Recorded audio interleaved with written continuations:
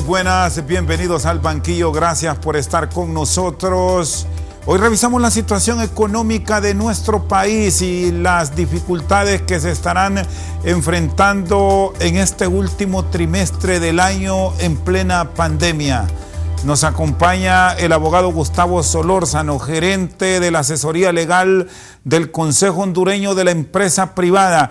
En principio, abogado Solórzano, gracias por acompañarnos. ¿Cuál es la lectura que les deja estas primeras ya 48 horas casi de apertura a circular 2 dígitos, a volver a fase 1 en muchos municipios que se encontraban en fase 0 y a dinamizar un tanto más la economía de Tegucigalpa, Comayagüela y San Pedro Sula con pilotaje ya a nivel de restaurantes y otras actividades económicas? Gracias por estar con nosotros. Feliz noche. Feliz noche, Rosendo. Un gusto y gracias por la invitación. Más bien agradecerle a usted por el espacio para poder conversar un poco sobre este tema económico y lo que nosotros vemos o visualizamos en atención con todo lo que es el plan de apertura. Es algo que nosotros vemos muy positivo ya estos 2 días, como usted señala, en cuanto a la aprobación para que las personas puedan circular con un doble dígito de la tarjeta de identidad. Nosotros tenemos muchas expectativas. Según los estudios que nosotros mismos hemos venido generando dentro del COEP, esto puede llegar a favorecer a que las empresas puedan alcanzar un promedio de venta de hasta un 30-40% en relación con el promedio del año pasado y que anteriormente estaba entre un 15 y un 20%. Esto con la circulación de un solo dígito más, ¿verdad? Recordemos de que son una serie de medidas que se han venido adoptando durante el mes de julio, agosto y ahora septiembre, relacionadas con lo que es la ampliación de los horarios, que ha sido muy positivo para algunos sectores, como el sector de los restaurantes, el tema de los fines de semana, que ha sido positivo incluso en el sector turismo, que ha sido uno de los sectores más dañados, pero a través de la apertura de los fines de semana ha permitido de que algunas personas ya puedan visitar algunos hoteles bajo todas las estrictas medidas de bioseguridad. De igual manera, ahora con la medida de los 2 dígitos, nosotros consideramos de que esto puede ser importante o una medida importante dentro de todo el plan que hay para la recuperación económica de las empresas, la recuperación de los empleos, sobre todo, que es algo que ha impactado muchísimo. La cifra que se estima para final de año puede andar entre unos 400,000 y 500,000 empleos que se han perdido, ¿no? Puesto por el cierre de muchas empresas. El tema de las pruebas pilotos, esto pues va dando muestras de confianza y que las cosas se van haciendo muy bien.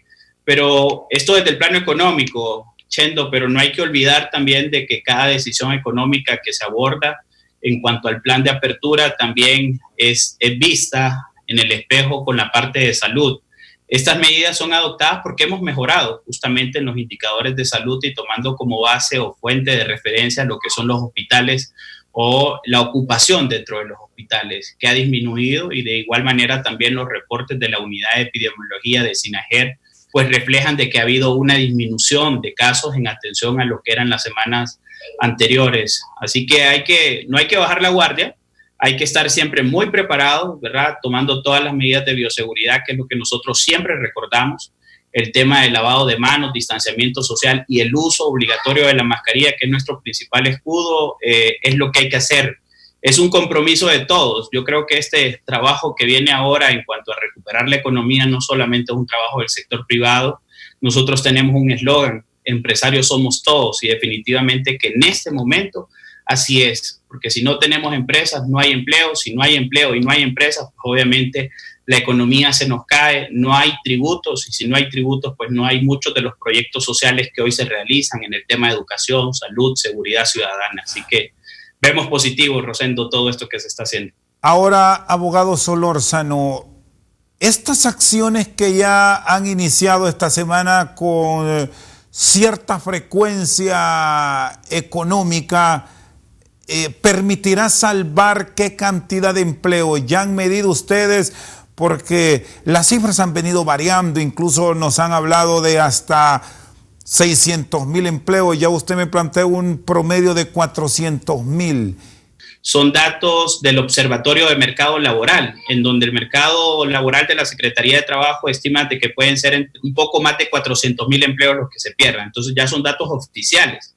Nosotros hemos venido estimando por todos los estudios que hemos realizado de que pueden ser entre 400,000 a 500,000 personas que se vean afectadas con todo esto. Esto entre empleos que han sido o que están dentro de la formalidad, como también aquellos otros empleos del sector informal. Con todas estas medidas que se han venido adoptando de restricciones de movilidad, obviamente el más afectado, toda la empresa privada, pero el más afectado han sido las empresas formales. Y aquí hablamos tanto de grandes, pequeñas, medianas y microempresas, muchas microempresas que han tenido que cerrar. Se estima de que para el mes de julio cerca de 44 de cada 100 microempresas pues han tenido de que cerrar o reconvertirse. ¿Cuántos empleos estimamos nosotros que se pueden salvar? Bueno, aquí el tema es más bien el poder sostener los que ya tenemos. Y una realidad que nos ha dejado la pandemia es un nuevo análisis de la situación que hay, el tema del teletrabajo, el tema de qué trabajos también hay que reconvertir, porque seguramente en este proceso muchas de las empresas que así lo están haciendo, obviamente en todas las empresas así está ocurriendo ahora, de que hay parte del personal que teletrabaja 2 semanas, va 2 semanas presenciales o 1 semana, y están rotando otros trabajadores que todavía no se incorporan y únicamente están haciendo la modalidad de teletrabajo, y van a haber muchos puestos de trabajo que seguramente por toda esta nueva normalidad que se nos viene, se van a llegar a perder, pero se pueden llegar a generar otros. Ahorita el gran reto es no continuar perdiendo empleos en el país, de poder salvar la mayor cantidad todavía de los puestos que están suspendidos y no continuar perdiendo. No nos podemos dar ese lujo. Por eso el tema de las medidas económicas que debe adoptar el gobierno son fundamentales. Nosotros hemos venido haciendo planteamientos serios, incluso hoy aquí con usted prácticamente en primicia, ¿verdad? Nosotros hemos pedido al gobierno de manera formal en diversas ocasiones el tema del pago del impuesto sobre la renta, que ya se nos acerca ahora, el 30 de septiembre. Es de nuestra consideración como sector privado de que ese anticipo del impuesto sobre la renta y también el que se va a dar en el mes de noviembre y en enero deberían por este año y de manera excepcional suspenderse y esperar únicamente la liquidación. Porque la gran realidad de todas las empresas, y que son datos que lo refleja el mismo Banco Central de Honduras en todas las actividades económicas, es que todas las empresas han perdido. Y aquellas que hayan ganado, bueno, y que hayan obtenido ganancias, qué bien, pero que hagan su liquidación o que se les permita también hacer su liquidación en el mes de abril del próximo año. ¿Qué se va a ganar con esto? Bueno, liquidez en lo que es las empresas, liquidez que permitirá justamente continuar ese trabajo que nos corresponde como empresas, que es ir generando empleos y salvar los empleos que hoy ya tenemos. Así que son muchos retos que se nos vienen, Chendo, y hay que tomar las medidas. Ya esto que le digo, 30 de septiembre lo tenemos para la próxima semana. El Congreso Nacional pues debe de sesionar y aprobar esto con la inmediatez del caso. Y esto es una petición ya oficial del sector privado, de se que ha hecho en este pago no se a haga. través de notas. Bueno, que este pago, abogado Solórzano, no se haga, que no se realice en fecha 30 de septiembre y el resto del año que tampoco se haga efectivo el mismo, sino que se les permita tener que realizar todo el pago hasta en abril del 2021. ¿Esa es la propuesta? Esa es la propuesta. ¿Y por qué lo pedimos? Recordemos que los pagos a cuenta son anticipos del impuesto sobre la renta. Son pagos que se hacen de manera anticipada. ¿Qué fue lo que aprobó el gobierno como medida? Que se pagara un 75% en relación al año anterior, que es el 2019. Sin embargo, ese 75% todavía no se ajusta a la realidad, porque en aquel momento que se aprobó, que fue justamente el 3 de abril, se esperaba que los efectos de la pandemia no fueran tan prolongados. Esperábamos ya para el mes de mayo, junio, estar reintegrados en un 100%. En este momento todavía no tenemos esa incorporación al 100% por parte de las empresas. La gente ha perdido la capacidad de consumo y pues obviamente son recursos que las empresas, en vez de destinarlos a anticipar un impuesto que posteriormente se va a convertir en un crédito. ¿Por qué? Porque la mayoría de las empresas han perdido. Entonces mejor es que se suspenda este pago y que se realice hasta en el mes de abril. ¿Qué va a ocurrir si nosotros, las empresas, comienzan a hacer estos pagos ahora? Lo que va a ocurrir es que lo van a anticipar, se quedan sin liquidez y en el mes de abril nos vamos a encontrar con un problema. ¿Cuál es el problema? De que la mayoría van a tener créditos a su favor. Y por lo tanto, el gobierno se va a tener en la obligación de tener que devolver ese dinero. Y vamos a entrar al famoso problema de los créditos fiscales, ¿no? Y este es un tema de nunca acabar. Yo creo que este es un momento en donde todos debemos de sacrificarnos para que no nos lamentemos el día de mañana y que podamos ganar, ¿verdad? Sobre todo ese tema de la sostenibilidad de los empleos. Las empresas en este momento ocupan dinero, liquidez para poder continuar salvando empleos. ¿Ustedes tienen un estimado, abogado Solórzano, de cuánto se estaría ingresando promedios? Porque hasta hace un tiempo atrás nos dijeron que las caídas en los ingresos a nivel del sistema de administración de rentas estaba en el orden de los 15.000 millones de lempiras, pero la pandemia ha golpeado fuerte julio, agosto, el mismo mes de septiembre nos deja números nada alentadores. Y del otro lado el gobierno habla que estos recursos se requieren para ese dinamismo de la economía. Planteado un panorama nada esperanzador en las finanzas nacionales, ¿hablamos de qué cantidades?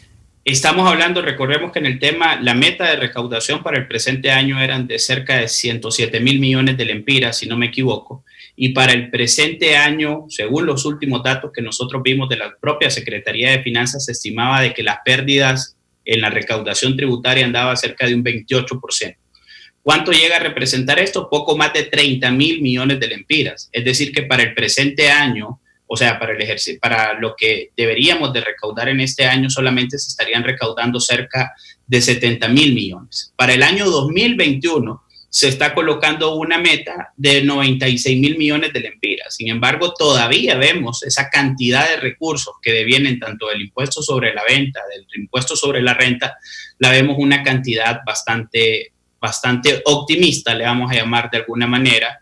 Sin embargo, hay que ver, lo que nosotros sí estamos muy claros y el mismo gobierno lo ha ratificado, es que ya no existe espacio para ninguna clase de impuestos. El presupuesto, nosotros lo hemos dicho, es un presupuesto incluso que se mantiene igual que el del año 2020. Nosotros sí consideramos de que el presupuesto debe de reducirse significativamente.